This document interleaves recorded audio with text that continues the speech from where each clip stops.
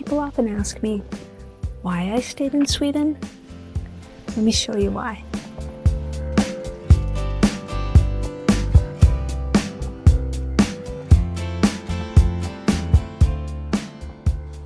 Out here, I don't really decide when the day starts. The dogs do. One eye open and they're up, sure that the day should have started already. So we go out.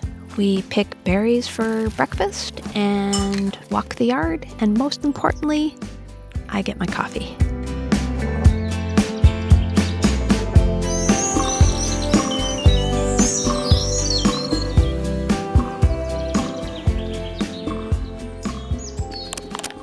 After breakfast, the pups usually get to play treat for treat.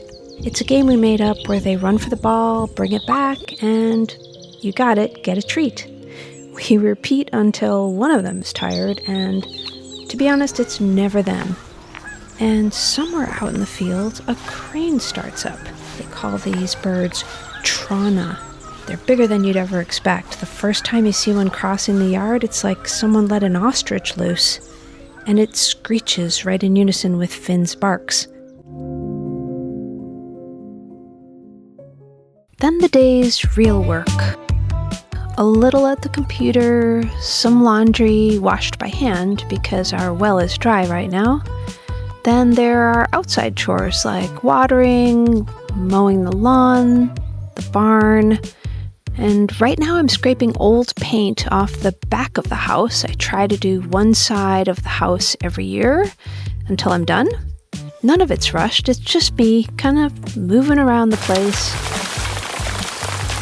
getting things done.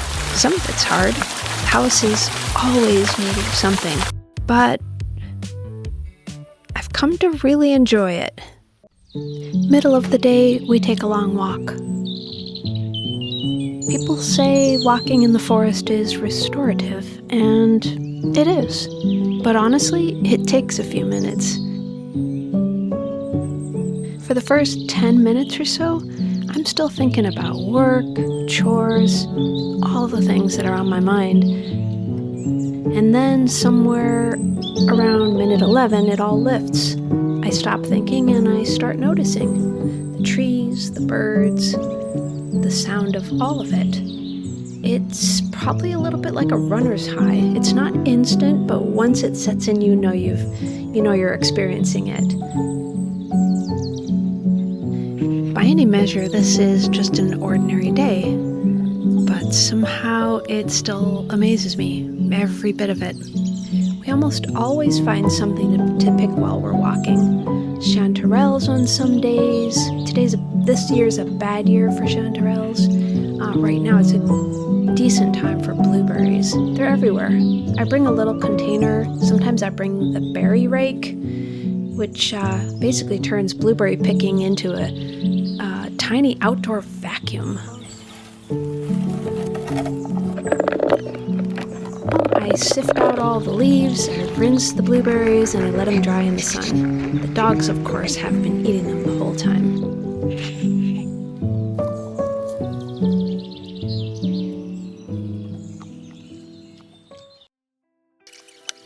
Later, I make a pie called a smulpaj. Blueberries on the bottom, and on top the smul, which is butter, flour, sugar, crumbled by hand. It's so easy, it's almost impossible to get wrong, and with homemade whipped cream, absolutely delicious. Toward evening, we go to the lake. Here in Sweden, any swim is naturally a cold plunge that takes some getting used to coming from California. Out on the water, I feel really small. Not in a way that frightens me, just an awareness of it. There's the whole sky and the whole lake and me and my pups. I didn't realize that when I dreamed of living close to nature, I'd be embracing all of it, every sound, every animal. At first that felt overwhelming.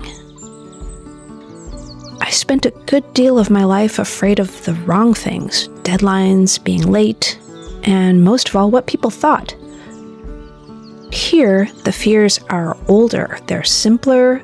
It's the dark, the cold, the very real sounds in the woods alongside the house, and somehow those are easier to make peace with.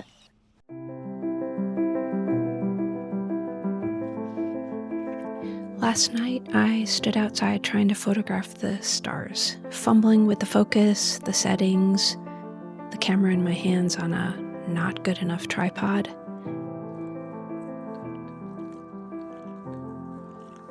I didn't really grow up with stars. Chicago doesn't have them, not like this. So even now, the sky stops me. It's a discovery, not a backdrop for me. And while I was lost in the settings, all around me the world was awake. Footsteps on the road from some animal. The wish of something, a bat perhaps, passing close by.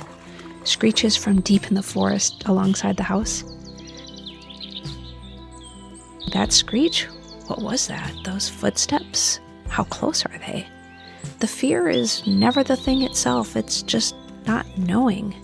In the past, that would have terrified me.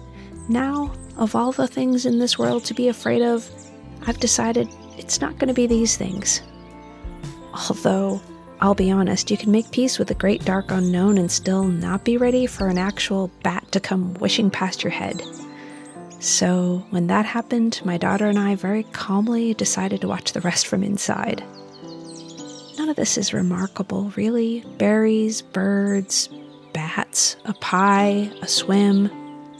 But I can't seem to get over any of it. People often ask me why I stayed in Sweden. I never planned any of this, but somehow this is my life now. Most days I still can't quite believe it.